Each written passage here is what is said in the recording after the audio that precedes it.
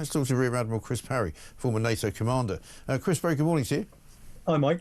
I mean, this huge war footing that we're on, for example, don't see the jobs it's created so far. I don't know if I've missed something. You know, so far all I've seen from the industrial military complex is that we bought a load of planes from America. Well, we haven't even done that yet, Mike. You know, for a country that's on a war footing, we're looking like a country that's at war with itself at the moment. I don't see any investment in defence at the moment that is making any difference to the economy or indeed to the defence of NATO or our country. It's a post-dated check, frankly, and we've said to Putin and Xi Jinping, can you wait 10 years? We might be ready then, but that's only, of course, if we spend the money. No, I mean, every day you and I wake up to lies from this government, Mike. It's disgraceful. Yeah, it really is. And the latest sort of ludicrousness is the Royal Navy going to house some sailors on a barge, a bit like the Bibby Stockholm, in a bid to save money, which is not a great look. I mean, I don't particularly object to it. I'm sure the guys in the Navy don't object to it. But it's a pretty sad state of affairs when you've got to put an aircraft carrier into sort of repairs, and meanwhile you've got to use some kind of commercial, you know, sort of mobile motel to put the soldiers and the sailors in. Well, Mike, look, I've stayed on one of these vessels. It's perfectly habitable. I mean, it's very much like life on board. In fact, it's even better than life on board.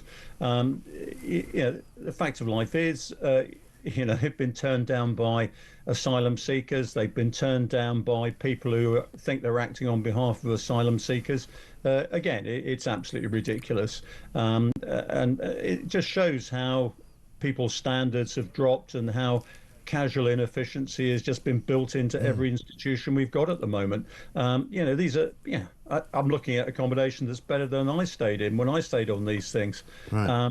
And, you know, the fact of life is we should be giving our soldiers, sailors and Marines proper accommodation ashore. What we've done is got rid of all our, what I call our structural capital, our real estate ashore, and tightened up, and we've been betrayed by generations of senior officers, I'm afraid, who've kowtowed to politicians. Yeah, and that is the problem, isn't it? Because the politicians can't be trusted. And I mean, and this wouldn't be the first time we've had this conversation. It's not about whether they're Labour or Conservative. It's just about the fact that, you know, politicians, generally speaking, don't tend to keep their word when it comes to what they're going to do. Well, you know, I mean, I'll use a hackneyed old phrase, so that nowadays defence is too important to be left to politicians alone. The public and the armed forces have actually got to have a voice and have some leverage.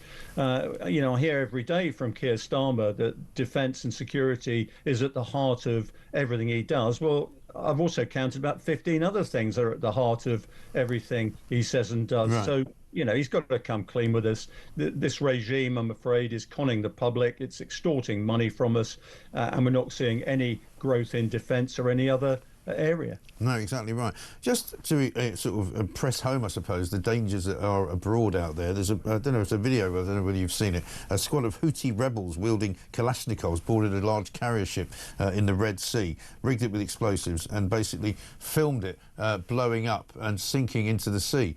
Just to show you how dangerous these characters still are, even in the wake of Donald Trump's dealing with Iran.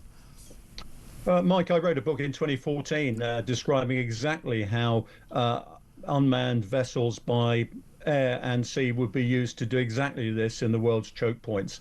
And I'm afraid our politicians of both stripes have totally ignored this threat, and it can happen at any time. I always say that the sea is the physical equivalent of the World Wide Web. Yeah.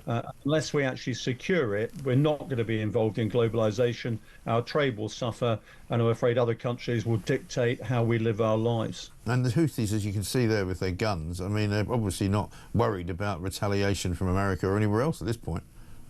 No, I'm afraid I'm afraid we have basically exercised self-restraint in relation to what are effectively pirates.